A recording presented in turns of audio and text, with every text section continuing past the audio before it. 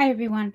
We are going a little bit more into day 11 because I didn't really finish my first video and the day 11 of 40 Days of Hope. So hopefully we might be able to put a bit more in this video that I have forgotten to put in the part A of day 11 that I posted. So when we talk about the church, I made one of these little booklets when it came to the church, and I have Canadian flag because we are Canadian. But when I say the church, as I said in the previous video, I'm talking about church in Western civilization. So Canada, United States, and Western Europe. As I found it eye-opening, and when Abby Johnson talked about some issues in the church, it brought me a light bulb of some issues that do occur in the church. These are 6 core factors in the church. They don't apply as much in my church because my church is small and it's a small family church where our pastor is really on fire for Christ, and a lot of people are learning at my church. So it's been doing really well, but I can't read everybody's brains. And sometimes people could think, even at my church, there are people who may think about things that they may not talk about. And this is another reason why I'm not going to get too much into the sexuality problems at my church. Some people may have them. I may not 100% know what they are, and I can't really speak it for them. And they may get mad at me if I say too much about them. But in the day 10, when I mentioned about sexuality problems in the church, according to my list, there's 5 big key sexuality problems that the church, through Canada, United States, and Western Europe, actually have. One of the most common sexuality problems in the church is lust. But the other problems like inappropriate clothing, masturbation, sexual experimentation, and pornography, which do occur, those problems do occur through people in the church. As the reason why sexual experimentation is one of them on the sexuality list is because I've heard from Abby Johnson that a lot of people who have an abortion self-describe as Christian. I don't know the statistic of age exactly.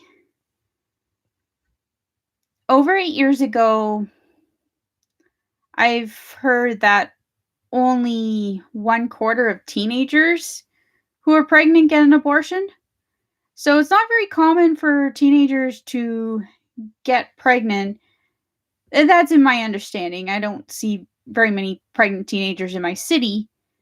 I'm sure that they exist, but they either drop out of high school or it might be more common for pregnant teenagers to happen in areas of cities where there's poverty. Like the cities I'm talking about would be like Oshawa, Camden, Chicago, some parts of Toronto, hard parts of Toronto where there's lots of crimes, where the teenage pregnancy population is higher. When it comes to hope and problems of the church, they do get solved in steps. But the seeds of hope are a source that we follow through when it comes to helping us solve problems in the church. We do need hope when there are problems in the church. Hope is the first step in solving the problems.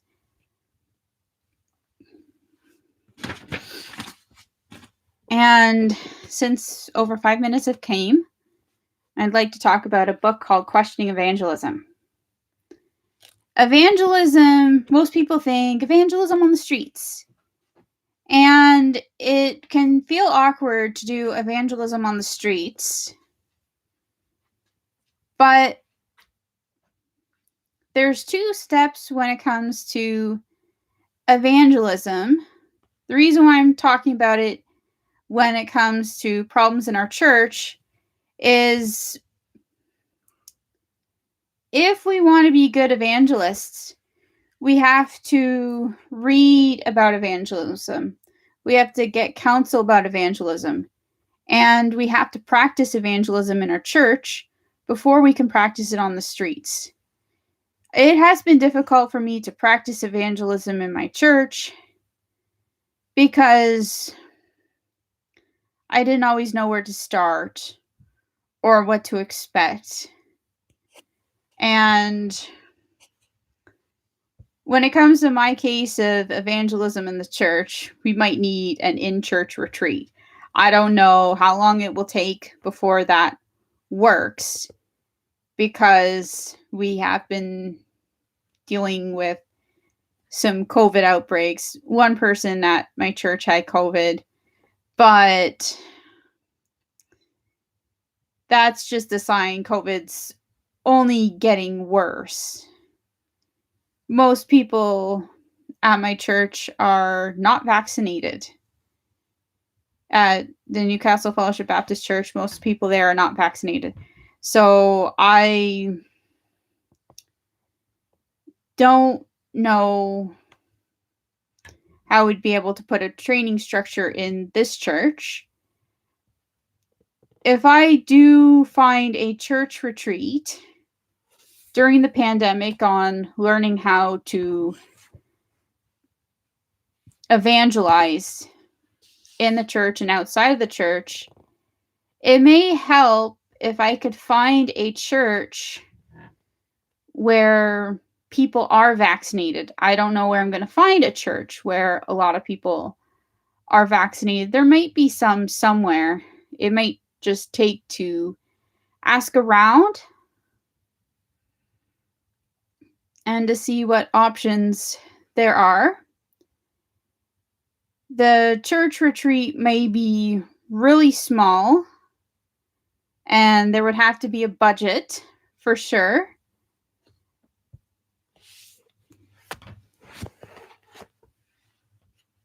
But because of a lot of things that happen in the church, and me realizing this during the time of the pandemic, it's one of those opportunities where I could learn, I could practice evangelism in the church.